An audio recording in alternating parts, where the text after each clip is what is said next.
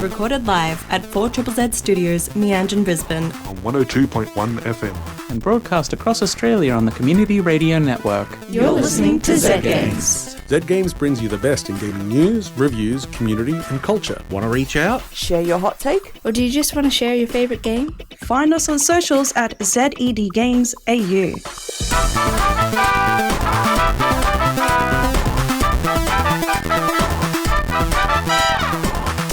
This is Zed Games. I'm your host, Paul, and joining me tonight are my wonderful friends, Caroline. Hello. And Renee. Yeah, I guess you could say my name that way. I say lots of people's names in weird ways.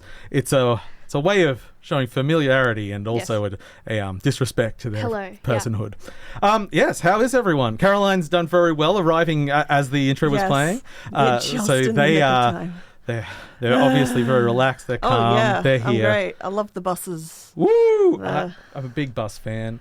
Like a big bus or a regular size bus? I do like a big bus. I would like a big bus. Could we have some double-decker buses? Double-decker, yeah. We don't have the banana buses anymore. I haven't seen one of those in a very long time. No, the new metros have the metros. they do. They're kind of bendy. I watched a kid lean up against one the other day with their backpack on, and I was like, "That's not." There's literally a spot for you to lean against that isn't the bend. But welcome to the bus show. Oh yeah, but double decker's good. I always got to go to the top. I have never been on a double decker bus. I don't think I have either. I've been on a double decker train. Yeah, Sydney has a lot of those. I like that. The double decker trains are fun. You haven't lived until you've been on the top of a double-decker bus. I wish I had like a song to go into there that was like some sort of like double-decker bus. It's taking us round a tourist trap and we're all going to get some chips for lunch. We totally have double-decker buses in Brisbane. Yeah, the tourist ones. I've never been on a tourist thing in my own city. I went on the Ferris wheel once. Let's go on a tourist trip in Brisbane. Yes. Yes, right. Absolutely. But for now, let's talk about some video games and specifically the news of the week. News. More layoffs, maybe? News. Probably layoffs. Wait for it. News! That's my favourite time of the year. Of the year? Yeah, just being able to get to just news. This week? Yeah, just this once. This week's news? Just this once. Specifically? We have some things. Very good news for everyone who hates money. For once, I'm not telling you about Nintendo's more expensive or PlayStation's more expensive. This week, I get to tell you that Xbox is now more expensive. Yay! Yes, but started, I believe, on the 2nd of May. Xbox across the board has raised all of its prices. That's putting the lowest Series S, which was before at $500, now at $550, and putting the highest X 2 terabyte from just at about $50 as well. So over $1,000 now if you want that one. Just build a PC. Also, the controllers and everything else. Although I think they had a price. Oh no, that was Sony. I got my Sonys and my Xboxes mixed up because everyone's raising prices across the board. Well, they're all the same, right? Yeah. Money. Monopoly, yay. Yeah. Well, I mean, it's not a monopoly in this case. It's other things going on. Yeah. Which we're all very well versed on. Should we have another tariff special? Oh, can we not? Let's not. Okay, let's talk about some more shocking news. GTA 6. They have announced the release date, which is 22nd of May? Yeah, but not next year. So it's had a big delay, surprising very few people. I mean, I did feel it was going to come out this year, but also my response to hearing a delay was, okay. Yeah. I mean, I would rather wait for a game and have it be playable. Well, it's one of those things, like the 5 and now 6, like, they're probably not going to be my favorite games. They're not going to put huge hours into them, but they are going to be insane. They also released a new trailer, which is, as I just said, insane. Afterwards, I recommend going and watching it. It is running on a base PS5, not even a Pro. It has just things you cannot believe is running in a video game. They're a team beyond anyone else. It's going to go. Along with the trailer, they released a bunch of screenshots and some details around the game to really get you hyped up for that year-long wait ahead of us now, which I thought they might have just backed off the marketing, but they're going to let that run for a year.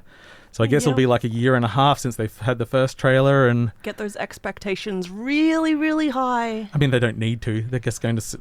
Everyone else is just going to. Sell, right? Yeah, everyone else is just going to try to avoid that area of the year and not be there because it's going to make a huge black hole as it sells an insane amount. Yep. Still no PC release date. Probably a year I did see afterwards that. or more, as they previously have.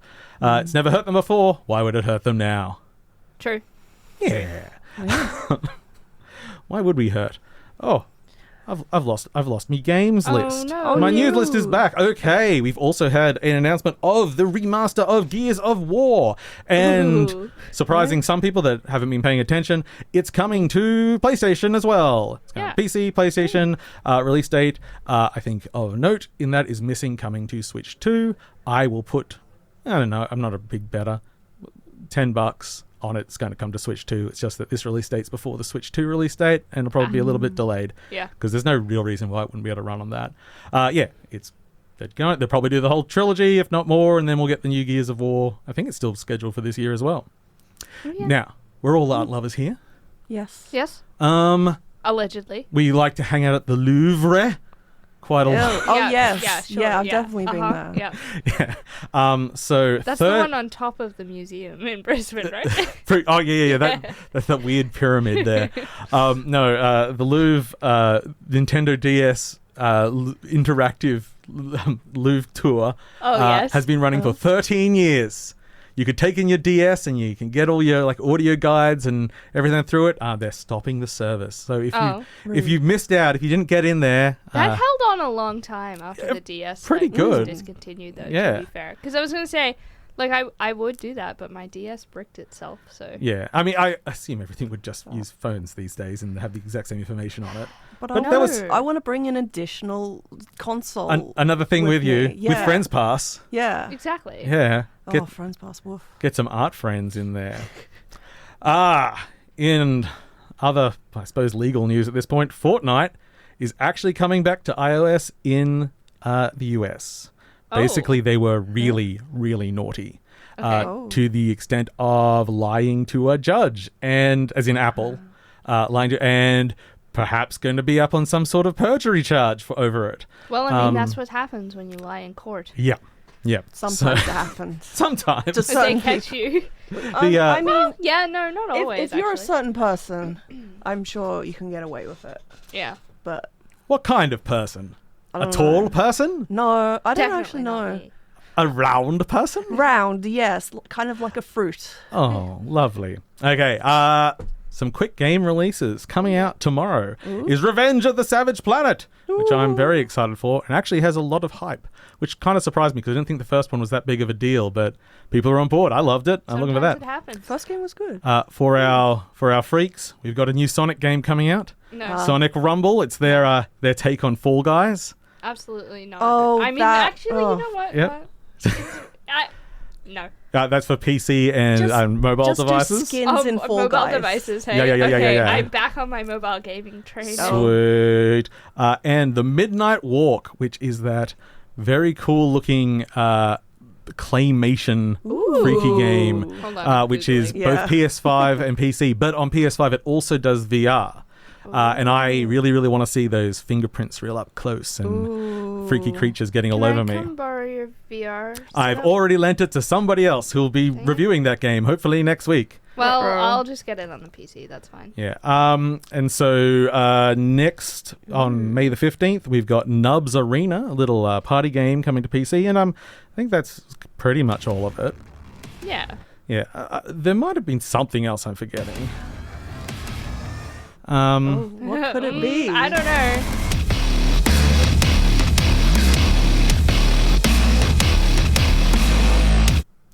Doom, the Dark Ages coming out on the will be 15th, playing along with that. Nubs Arena. So don't forget about Nubs Arena there. So Doom's coming to PS5, Xbox Series X and S, and PC. I hope nobody wants me next week, like at Well, all. so the review embargo lifts tomorrow. Yeah. I've been playing it. I cannot review it tonight, but I will That's allow a you to shame. ask me one question. Is it great? That's pretty good. Yeah. That's it. News. Okay. Before we, well, no, We are moving on. Here we go. We're going to get into one of our favorite things to do. It's not a review of doom, I promise you. It's something else, but it's pretty good too, yeah? Review. Caroline's a duck. She is a duck. Anyway, today I am going to review a little game for you that has been taking the internets by storm this year. Definitely this year's frontrunner for the sort of most impactful indie game. This is Blueprints. Now, if you are not one of my friends, you may have noticed that it's a blueprints, but it's also blueprints. Like, wow. Oh, clever. Wow. Are you a dad? Look, I didn't make the game title. Don't blame me. I am. I've started doing the Hi Hungry, I'm Dad. At no point does any child ever find that funny, and that's what amuses dads. Yeah. Anyway, so Blueprints is a first-person puzzle game. Now, that is selling it a little bit short because it takes quite a different turn to pretty much any game that I can think of in the genre before, in that it is a run-based roguelike. I love this. And you might say, how does this work? So, first up... How does it work? and you did ask. Yes. That's what I love. Anyway... I'd like to be kept in the dark, so I'm going to take these off. Switch the lights off, that's fine. We like a bit of mood lighting. But, so, like a classic tale, a rich relative has passed away, an eccentric rich relative, and said, "Oh, you've inherited my estate, I but would love that. On one condition." Oh. It's not spending the night in a haunted house this time, but I mean, you know, it's a classic. Mm. In this case, you have to find the 46th room in the 45-room mansion. You are not allowed to stay overnight, and you are not allowed to take anything out of the house. So each day, you enter the front door into the foyer, and there are 3 doors. When you walk up to a door, you go to open it, and it will bring up a drawer of 3 rooms that could be on the other side of that door. So each day, you will progress by picking a room that you want there, whether it has items in it, or it has other exits, or other special features to it. And as you go through the game, you start to learn all the eccentricities about all the rooms, which might have just like a somewhat classic puzzle in it, like, oh, I need to work out how these buttons work on this dartboard or something. But they all work in tandem for a much larger puzzle. And it is a game that is very hard to exhaust. I have multiple friends that have spent over 100 hours in this game. Whoa. Okay. But that's because there's also more than just finishing the game. The game itself, probably most people around sort of the 25-hour mark, I might put it. It's hard to really say where you might see credits. That said, it is also one of those games that once you understand everything, it is possible to beat in one run. I know, because I got a friend that got the achievement for it. He said it took a little bit of work because you have to get the right RNG for it, but if you understand how all the systems work, you can beat the game in one run. Now, the frustrating thing about the game is that obviously you run out of time each day.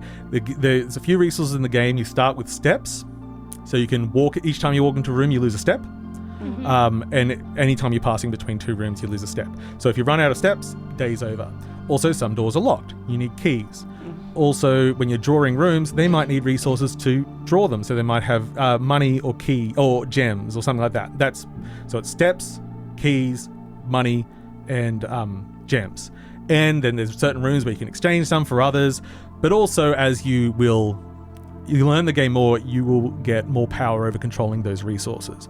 You also will get more power over the RNG. The randomizations. Sometimes I go, am I using too many slang words? So this is the thing that's difficult with the game. The most frustrating thing about the game is that you're not guaranteed of getting the draws that you need to do the puzzle that you are so close to solving, but you need like another room, or you need to get through this door, and you can't. It's just not going to happen. You have to end the day. That said, because of the design of the game, so many discoveries are done accidentally. Because you can't control it all. If you could, you might never do the stupid thing that actually revealed something to you. And there's like, you can upgrade rooms and you can change the amount that rooms certain come in, but those are all like things that you find as you go along. So if you're actually going to be like really powerful and really control, you got to do a lot of runs. There's a lot that this game eats time. But that said, how long does a run take? As long as you want. My first couple of runs actually were close to like an hour each. Oh wow, yeah. Okay. But then when I have like a thing, I'm just going to do this, try to get these couple of things lined up. I'm going to try and do that. I might spend 5 minutes in it or so, understanding it. So it can range. And there's a lot of things. It's not just drawing the rooms. The world is actually a bit bigger than that. And there's narrative that goes through, which you discover as you go along. And I kind of didn't care about the narrative. I rarely do. But the puzzle and the way it's built out and the rules involved are fascinating. And whilst I say I'm frustrated, because I know one day I'd picked up an item and I got a clue for something and it made me realize that I didn't have enough steps left to get to both places. Oh, so I had to choose one. Yeah, okay. And so, I didn't get to do that day. But I can do it another day if it props up again, and I know this time I'm not in any darkness around it. But I don't really have any runs where I don't discover something new or learn something new. So it is dished out slowly, but it is constantly dished out. As I say, my friends that have spent over 100 hours in it are still discovering things. I need to point out how impressive 100 hours is, because this game has only been out for about a month. Oh, yeah. Like, it came out in April, on the 10th of April, on PC. And, and as I say, it is very much a one more run, even though it falls under a roguelike in some way, but... it's not like I'm not doing Binding of Isaac or something here. Just one more chapter. Yeah, I'm just going to say, run. maybe I can get the metal detector this time and go around there and check out that. It is dangerous, endlessly Very fascinating, dangerous. Occasionally extremely frustrating. Yep. I know our friend Tom, who was playing it, was pretty much at the end of the game and just had never seen a room that he needed to complete the game. He'd never seen it. He looked it up. He's like, well, no wonder I couldn't solve the game. This room has never come up for me at all. So hopefully that's an outlier for most people. You will get some frustration eventually. I started hitting it sort of about the 12-hour mark or so where I really wanted to get some stuff done. But as I say, I still learnt something every run and found something cool, using something in a way you didn't know. It is an endlessly fascinating game. It is extremely unique and original. It's just a great play. Anyone that has any interest in puzzles, take a look. That said, if you are someone that doesn't want to spend a lot of time and will get frustrated easily, you maybe take a look, but don't jump straight in. Yeah. Maybe go see some play or something. Because even if you spoil a few things, there's a lot. Yeah, because that's one of the things. I was like, I don't have a lot of time to sink into this. I want to play it. But because it's puzzles, I don't want to watch other people playing it because I don't want to spoil the solution. A lot of the puzzles are understanding the systems. Okay. So it is a bit strange in that way. Also kind of frustrating, you can't save. No. Yeah, I hate that. You have to finish a run and go to the next and either save and continue or save and quit. So you can't go halfway. I've been playing it on Steam Deck, so in that I can pause because I just turn it off and come back later and turn it back on. Yeah. But if it was like on your PC, you'd have to leave it running in the background or just give up on the day which could be frustrating if you still had things to do, but you had to go do something. Yeah. Anyway, so that is Blueprints, available on PC and probably other things in the future because it's been a massive hit. I've heard a lot of people talk about it actually, so I think it'll be good. Yeah. Oh.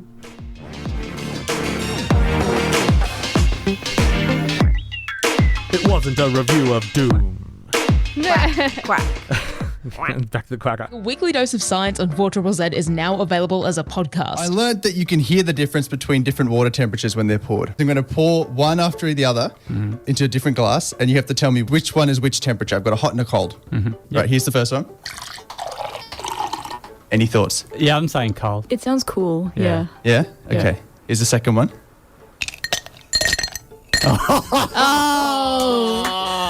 Well played. Shut up. Search No Idea 4ZZZ on your favourite podcasting app. That's spelled KNOW, like no idea. It's a visual pun on an audio platform. I don't know why we did it. You're listening to Zed Games. Woo. I'm your host, Paul. Joining me are Caroline and Renee. That's me. And right now, Rani has a review for us. I do. You going to sing? No. Peer pressure, come on, peer pressure, come on, peer pressure, give us something, give us something, give us something, do a woo, give us something, come on, peer pressure, let's put the pressure on her! Hey! Yes, queen, give us nothing. Never. I She feel likes like to I'm make doing us wait. I'm doing it just to spite Paul at this point. I have a review for you. Yeah. What's the name of this game, Ronnie? Oh my god. Okay, don't do it without looking. Absolutely no do looking. Not. Okay. You ready? Okay. Look at my eyes. S4U. CityPunk 2011 and Love Punch. Yeah. In my head, it's Love Affair. It just flows off the tongue, game? doesn't it? That is all one game. It is called S4U, CityPunk 2011, and Love Punch. That's just excessive. S4U, are you ready? Stands for something. It's an acronym, so it's the Stands letter for you? S, the number 4, and the letter U, and it stands for Speak for You. Because that is what you do. You speak for people. But, I mean, it's written it's shorter, but said it's the same number of syllables. S for you, speak for you. Yeah. It's and two of the words would be the same. Yeah, exactly. But it looks cooler.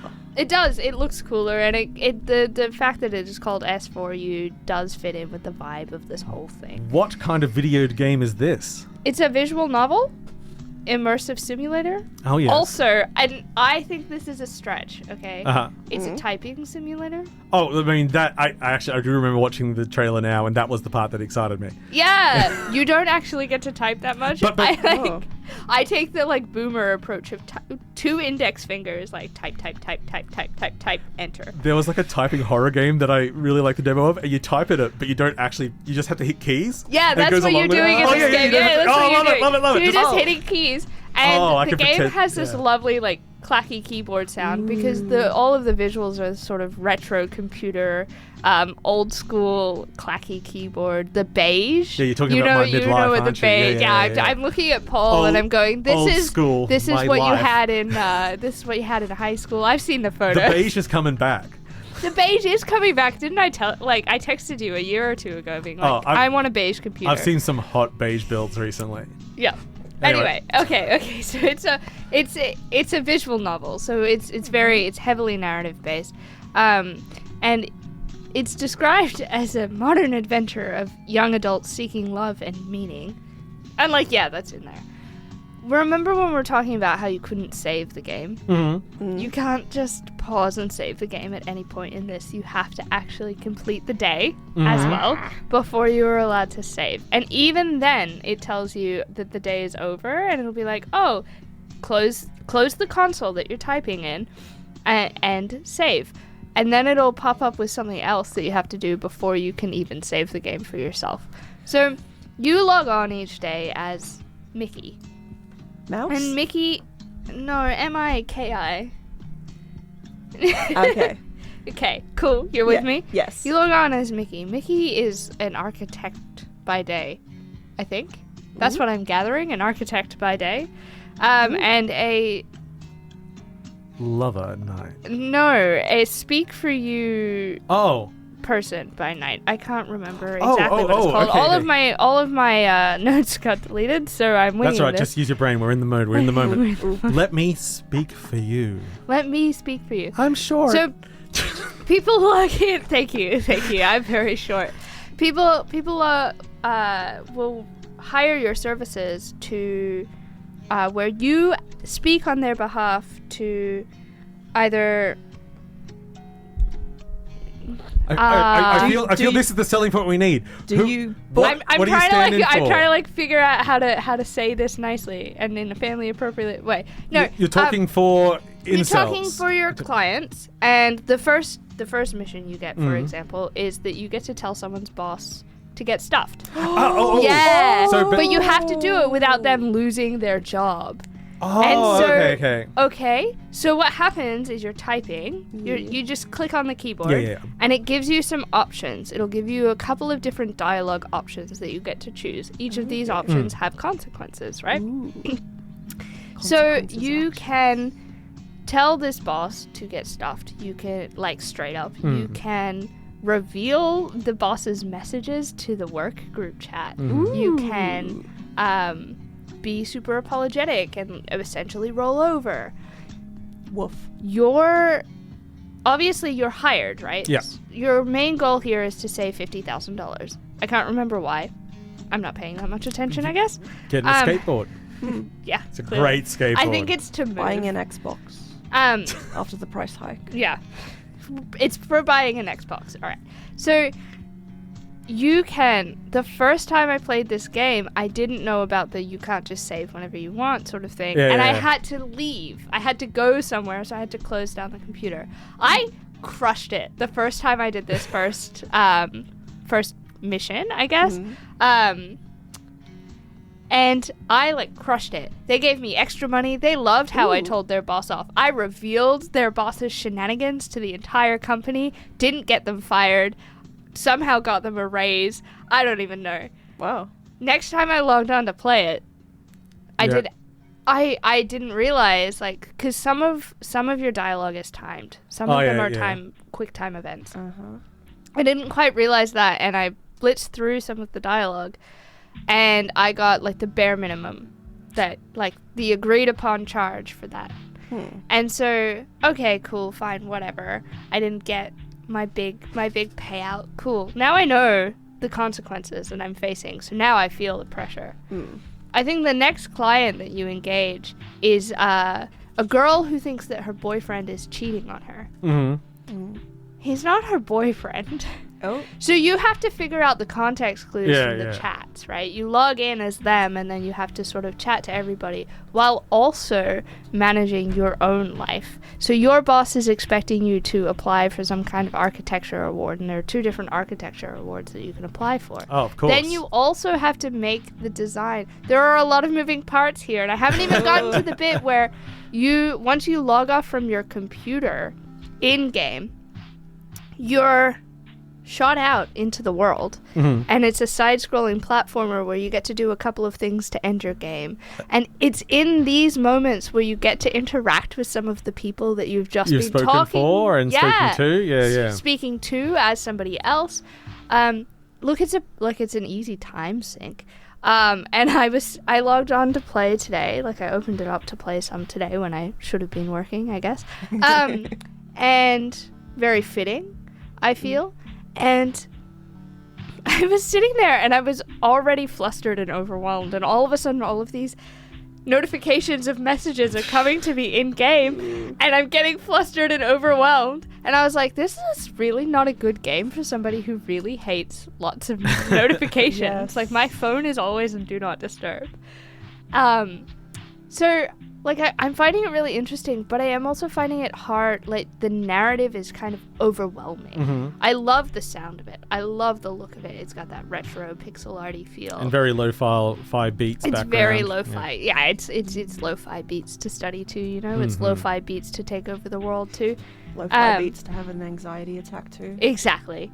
Lo-fi beats to have an anxiety attack too, but I do like it. I do just find that the narrative is a little bit overwhelming sometimes when it's coming at you from all angles like that. Yeah. But also I know that I was just particularly overwhelmed today. The times where I've sat down and I've been very level-headed and really intrigued in the game, it's been wonderful. Yeah.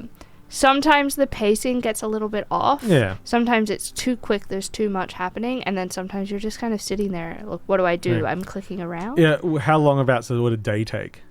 About half an hour to an hour. Yeah. Which is kind of, what I would expect.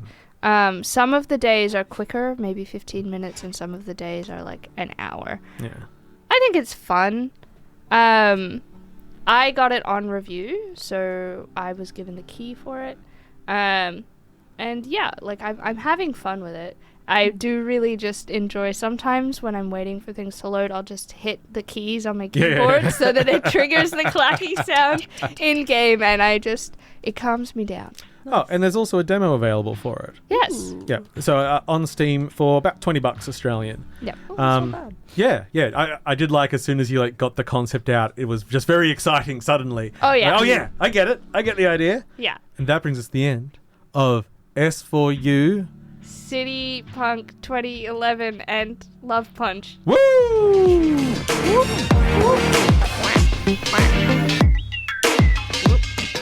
Review. Did it. We did. Ronnie did This is Zed Games. We're just here to say goodbye, Caroline, Ronnie, and myself. But before that, a little bit of housekeeping. Queensland Games Festival is coming up on us. Whilst we're not pushing that quite yet, we want people to be involved. If you have a local game and you would like to show it off at the Queensland Game Festival, you can go and put in your expression of interest. They will be open until the 11th. So get there now. You can just go to queenslandgamefestival.com and find the links there. This is my favorite weekend of the year. It is great fun. Yeah. And we're going to kick it up a notch this time. Yeah, we are. Yeah. Okay. Goodbye, everybody. Goodbye. Whoop, whoop, whoop. There we go. Thanks for listening to Zed Games. If you'd like to listen to more, you can find us on the Community Radio Plus app. Or find us on socials at ZED Games AU. See you next time.